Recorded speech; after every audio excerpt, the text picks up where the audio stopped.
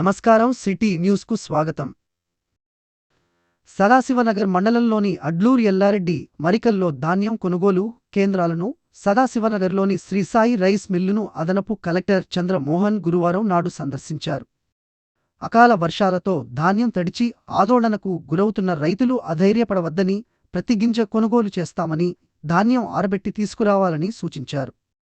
అకాల వర్షాలు పడుతున్నందున కేంద్రాలలో అవసరమైన టార్పాలిన్లు అందుబాటులో ఉంచుకొని రైతులకు అందించాలని, మంచినీరు, వారియస్ ప్యాకెట్లు అందుబాటులో ఉంచాలని కేంద్రం నిర్వాహకులకు సూచించారు.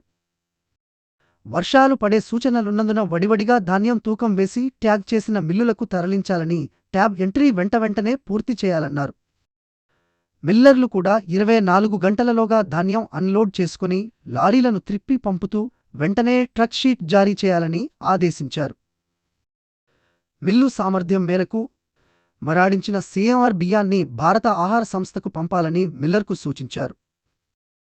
కాగా జిల్లాలో ఇప్పటివరకు 332 కేంద్రాల ద్వారా 38,082 మంది రైతుల నుండి 482,38,00,000 విలువ గల 2,19,000 మెట్రిక్ టన్నుల ధాన్యం కొనుగోలు చేసి 374 కోట్ల రూపాయలను రైతుల ఖాతాలో జమ చేశామన్నారు. ఈ కార్యక్రమంలో జిల్లా పౌర సరఫరాల జిల్లా మేనేజర్ నిత్యానందం, డిప్యూటీ తహసీల్దార్లు తదితరులు పాల్గొన్నారు.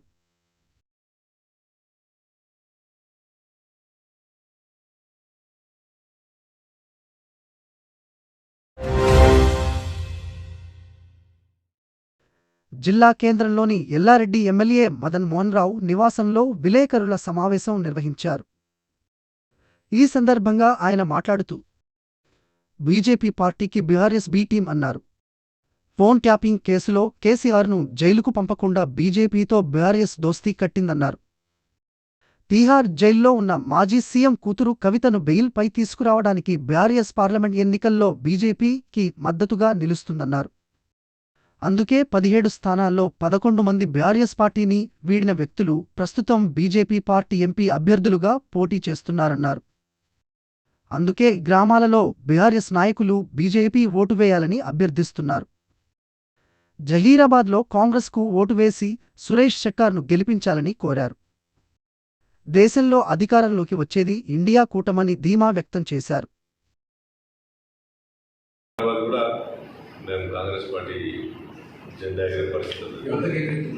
ఇప్పుడు చూస్తే బీజేపీలో నిలబడ్డ 11 మంది అభ్యర్థులు ఎంపీ అభ్యర్థులు బీజేపీ, వీళ్ళు బీఆర్ఎస్. అంటే దీన్ని బట్టి ఏమైందంటే 17 మంది అభ్యర్థుల్లో బీజేపీ అభ్యర్థుల్లో ఎంపీ అభ్యర్థుల్లో 11 మంది బీఆర్ఎస్ పనిచేసిన వాళ్ళే. అంటే ఇదంతా ఒకటి కవితను గెలిపించడానికి గుమ్ముక్కై ఈయన ఫోన్ ట్యాపింగ్లా కేసీఆర్ కూడా ఫోన్ ట్యాపింగ్ దొరికింది. కేసీఆర్ కూడా ఫోన్ ట్యాపింగ్ దొరికిండు. కేసీఆర్ కూడా మళ్ళీ జైలు ఎక్కడ పోతుందని చెప్పేసి బీజేపీతోని ఆల్రెడీ మాట్లాడుకొని మరి ఇలా వాళ్ళ నాయకులకు గ్రామాల్లో మండలాల్లో వాళ్ళ నాయకులకు మీరు బీజేపీ ఓటేమని బీఆర్ఎస్ గెలిచింది, లేకపోతే బీజేపీ. నేను అడిగేది యువకులకు అందరూ కూడా అడుగుతుంది చాలా జాగ్రత్త. ఎందుకంటే రైతుల మాఫీ.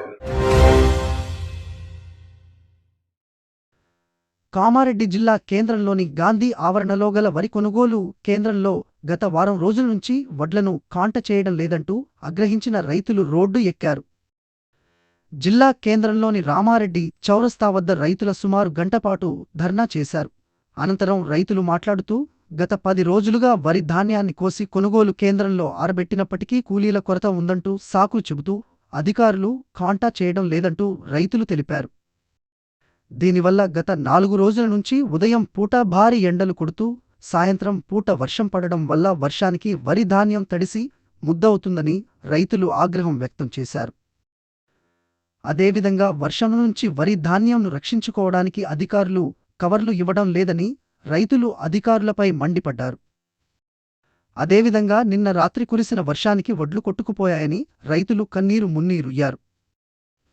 వెంటనే అధికారులు చర్యలు చేపట్టి రైతుల నుంచి వరి ధాన్యాన్ని కొనుగోలు చేయాలంటూ అధికారులను రైతులు వేడుకున్నారు.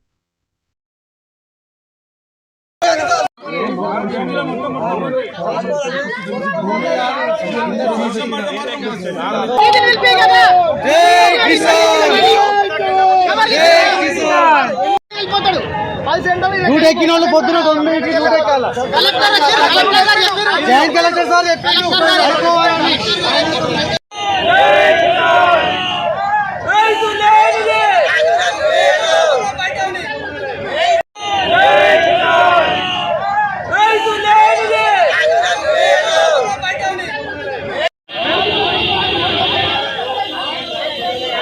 డ్యూటీ ఎక్కిన వాళ్ళు పొద్దున 9 డ్యూటీ ఎక్కాల. జాయింట్ కలెక్టర్ సార్ చెప్పిండు అయిపోవాలని.